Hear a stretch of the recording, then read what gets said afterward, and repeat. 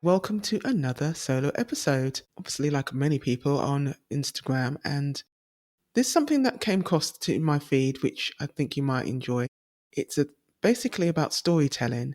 And of course, when you have storytellers, there are different ways you can listen to stories, obviously reading them.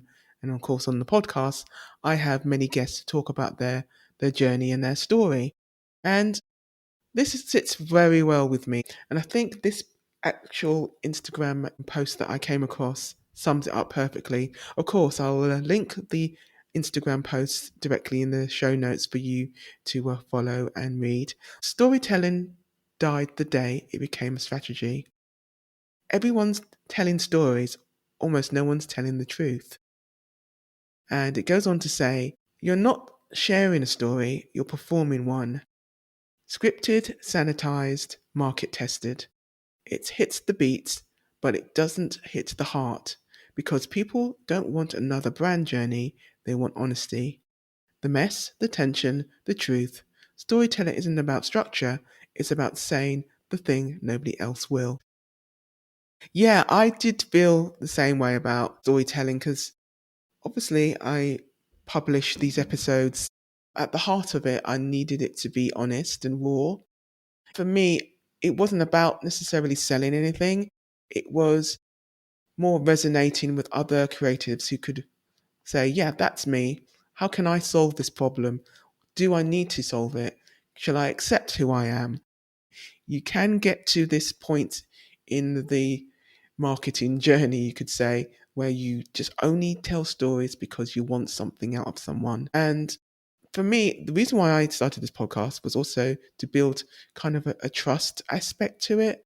When you listen to these people that I've spoken to, they're genuine, they're honest, and of course, like with many artists and designers, we focus onto our work. We hide behind our work sometimes, and I've always wanted to know why, as creators, we design and do what we do.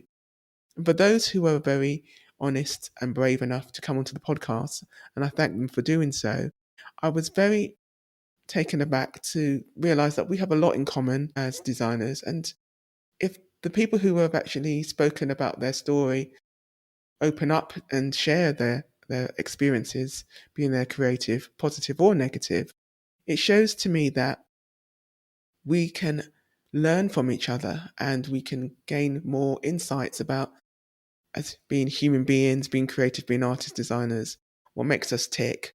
And it doesn't always have to be about, okay, I'm going to tell my story. This is what I want to gain from it.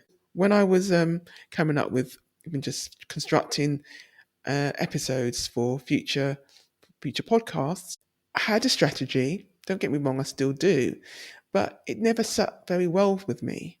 And of course, you've got your AI and you put all the information in your chat GPT. And I churned out all the same questions and answers. People want to connect with human beings at the end of the day. And when we're creating as designers and artists, we problem solve, but who are we doing it for? We're doing it not just only for ourselves, but we're doing it for each other. We're communicating. And through centuries and centuries, we've been communicating through our work and messaging how we feel. We aren't silly. We know when we're being sold to.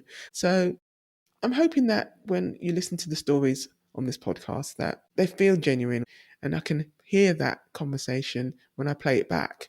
I can hear the tone of voice, the aha moments, the moments where they can't believe they said certain things or they reflect on things that they've done. And it opens up many other conversations. I'm kind of trying to pull you out as a designer and call you out and say, you don't necessarily have to hide if you are hiding behind your work. You need to step out beyond your art.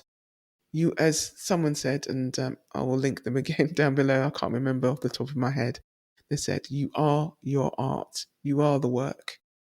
The work is nice to have, it's nice to show, but at the end of the day, you are the art, you are the design, you are the thought thinker. And loads of people resonate, and probably there's brands you can think of that you can say, yeah, am I buying from this person? Why am I buying from this artist?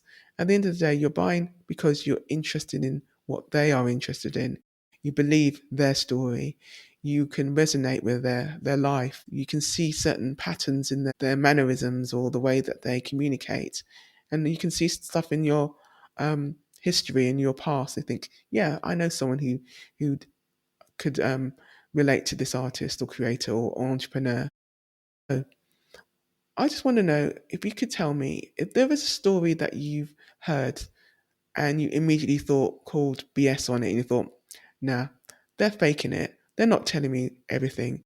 What was that spidey sense, that tingling sensation when you realize what was the moment you realized that they weren't telling you the full story, that they were telling you a strategy, they were telling you a sales pitch? What was it you felt that wasn't real about that story? Be curious to know. If you left a comment, you can DM me and be curious to know what you thought. What was the penny that dropped that you thought, no, this isn't real. This is a strategy, not a real heartfelt story. Be good to know your thoughts on that matter. Until the next episode, I'll speak to you soon.